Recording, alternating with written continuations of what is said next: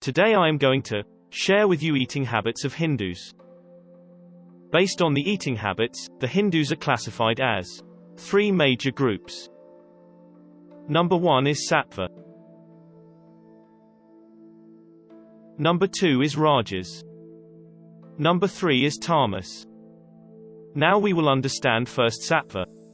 The satva group is pure, they only eat sattvic food. That means that they do not eat flesh. They only eat vegetables and grains. Their only food that depends on animals is the milk of cow.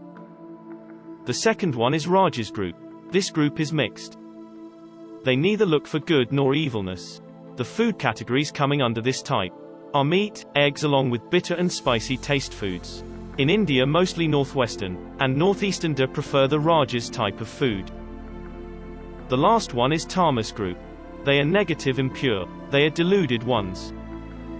This group prefer flesh instead of vegetables and grains.